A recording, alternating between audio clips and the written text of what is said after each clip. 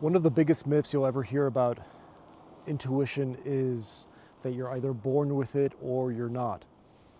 Some people are just naturally intuitive and others are simply not. This is a tremendous myth. Intuition you can think of as a skill. I say that with hesitation because thinking about it as a skill is to somehow materialize it, instrumentalize it, and it's much more than that. Intuition is your direct connection, your route to connect with the divine, with the transcendent, with God itself. One way to begin to cultivate your intuition is to go, you might say, over and against the push of culture to create a distinction between mind and body. Western industrialized civilizations create this big divide either out of necessity or either out of habit, routine, a pattern that's been perpetuating itself, perhaps for good reason, perhaps not.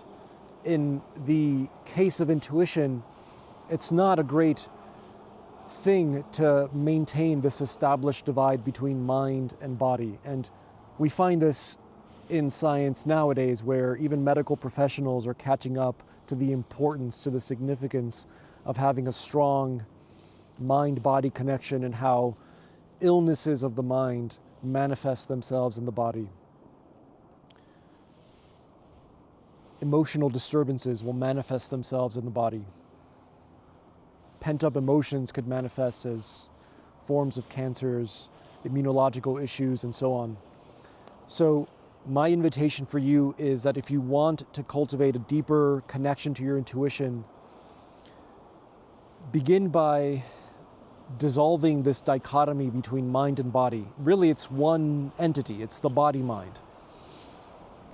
And the more you can begin to feel into the sensations and emotions that you're experiencing, rather than run into your mind or run toward an object to avoid or to escape from the uncomfortable feelings that you're experiencing, the more you'll notice that intuition begins to deepen.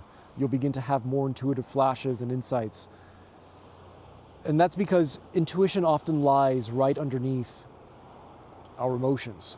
The pathway to intuitive insight is often through sensations and emotions that are pent up in the body. So consider exploring that realm. If you tend to be more in your head, you tend to favor intellectualization, rationalization, consider exploring healing this mind-body divide by simply being willing to feel whatever is present right now. And you can actually do this right now. You can even pause the video and just simply feel what contractions are present right now in your experience. Perhaps there's contractions around your chest. Perhaps there are contractions around your jaw or neck. I feel a contraction right now holding this camera.